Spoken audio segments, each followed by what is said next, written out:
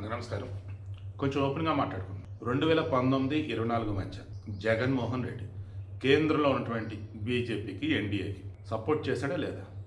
Support చేయటం ఏంటి?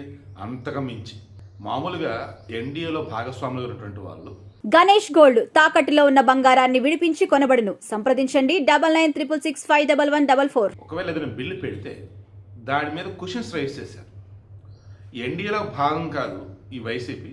Questions rise చేయడం కాదు, ముందు ఎక్కడ సంతకం పెట్టాలో చెప్పండి, పెడతాం, ముందు ఎక్కడ చేస్తారో చెప్పండి, చేయిస్తాం, ఇలా చేశారు. కారణం 2019-24 మధ్య కాలంలో సిబిఐ కానీ ఇక సెంట్రల్ గవర్నమెంట్ ఇన్వెస్టిగేషన్స్ ఏవైతే ఉన్నాయో ఎక్కడ కూడా జగన్ మీద ఏగ వాళ్ళకుండా చూసుకున్నాయి. ఓ రకంగా వైసీపీకి అడ్డుగోడలా ఉన్నాయి. ఏవి కూడా వాళ్ళ దాకా రావద్దని. ఇది నేను చెప్పటం కాదు. 2019-24 మధ్య ఏం జరిగిందో చెక్ చేస్తే డైలీ పేపర్లు ఏముందో చూసినా, టీవీల్లో ఏముందో చూసినా ఇవన్నీ పక్కన పెట్టండి. అవినాష్ రెడ్డిని అరెస్ట్ చేయడానికి సిబిఐ వాళ్ళు హైదరాబాద్ నుంచి వెళ్తే ఏం జరిగిందండి ఆ కడపలో? అసలు జనాలేంటి, ఏపీ పోలీసులు ఏంటి, సెంట్రల్ బ్యూరో ఆఫ్ ఇన్వెస్టిగేషన్ సిబిఐని అసలు అల్లల్లాడి చక్కని చొనక పంపించేశారు. ఆ రోజు అర్థమైపోయింది, సిబిఐ తలుచుకుంటే సెంట్రల్ ఫోర్స్ని దించి మరీ అరెస్ట్ చేయొచ్చు. కానీ అలా చేయలే. కారణం జగన్మోహన్ రెడ్డి ఆ రోజు ఉన్నటువంటి ఎన్డీఏకి ఇచ్చిన సపోర్ట్, అవునన్నా కాదన్నా ఇక సౌత్ ఇండియాలో బీజేపీకి సంబంధించి ఆయన అందించిన సహాయ సహకారాలు. ఇదే ఈరోజు వివేకానంద రెడ్డి కూతురు సునీత డైరెక్ట్లర్ ఇండైరెక్ట్లీ అదే అంటుంది. సిబిఐ వాళ్ళు కొంతమందిని విచారించారు, స్టేట్మెంట్ తీసుకున్నారు. దాని మీద దర్యాప్తు చేయాలి కదా, దర్యాప్తు చేయాలా? ఇప్పటి వరకు వివేకానంద రెడ్డిని చంపినటువంటి ఇష్యూలో 8 మంది పేర్లు చేర్చారు. అందులో ఎక్యూజ్డ్ ఉన్నటువంటి సునీల్ యాదవ్కి తమ్ముడు కిరణ్ యాదవ్, సబ్జెక్ట్ కరెక్షన్ ఆ పేరు.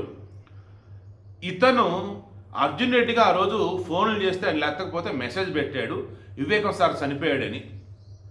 ఆ మెసేజ్ ఆయనకి వెళ్ళిన ఆ తర్వాత సాక్షిలో వచ్చింది గుండెపోటు అని. అంటే ముందే వీళ్ళకి తెలుసు. ఈ అర్జున్ రెడ్డి ఎవరు? వైఎస్ భాస్కర్ రెడ్డి మనవడు. ఈ అర్జున్ రెడ్డి జగన్ రెడ్డి పాదయాత్రలో మొత్తం లాజిస్టిక్స్ వింగ్ అంతా ఇతనే చూసుకున్నాడు. భారతిరెడ్డికి జగన్ రెడ్డికి బాగా కావాల్సిన వాడు. అండ్ అంతకుముందు ట్రాన్సాక్ట్ చేస్తే అవినాష్ రెడ్డి వీళ్ళందరికీ తెలుసు.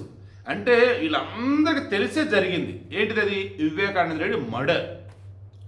ఈవెన్ A5 ఉంటుంది దస్తగిరి. ఈ దస్తగిరి ఈ కిరణ్ యాదవ్ ఎవరికైతే ఫోన్లు చేస్తున్నాడో, భరత్ యాదవ్ అండ్ మహేంద్ర యాదవ్, ఇందులో భరత్ యాదవ్ అనుకుంటా, ఇతను కలిసి చాలాసార్లు ఢిల్లీ కూడా వెళ్ళారని చెప్పొచ్చారు. ట్విస్ట్ ఏంటంటే ఈ భరత్ యాదవ్ ఒక రియల్ ఎస్టేట్ బిజినెస్ చేసుకుంటూ ఉంటాడు.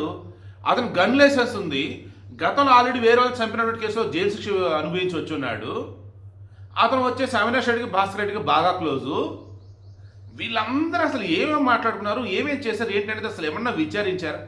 మా దగ్గర ఉన్న ఆధారాలు ఏమన్నారు, మేము ఆధారాలు ఇచ్చాం. ఇంతవరకు విచారణ చేశారా? అసలు మొత్తం ఎపిసోడ్లో విచారణ చేయాల్సింది జగన్ రెడ్డిని, భారతిరెడ్డిని. వారి కదా వీళ్ళంతా సమాచారం చేరవేసింది. అన్నిటికీ అత్యంత కీలకమైంది. డే 1 నుంచి నేను చెప్తుంది, ఈరోజు ఏం కూడా అడిగాను. అది గొడ్డలతో చంపారు ఆయన్ని, గొడ్డలతో నరికారని చెప్పేసి. అరే 2022-23 ఎప్పుడో సిబిఐ చెప్పింది. జగన్మోహన్ రెడ్డి 2019 మార్చి 15 చెప్పాడు. మార్నింగ్ గుండెపోటు అన్నారు, సాక్షిలో వచ్చింది. ఆ తర్వాత చంపారన్నారు, సాక్షిలో వచ్చింది. ఆ తర్వాత వచ్చేసి ఎలా చంపారు ఏంటి అంటే జగన్ రెడ్డి లైవ్లో చెప్పాడు. ఏమని చెప్పాడు లైవ్లో?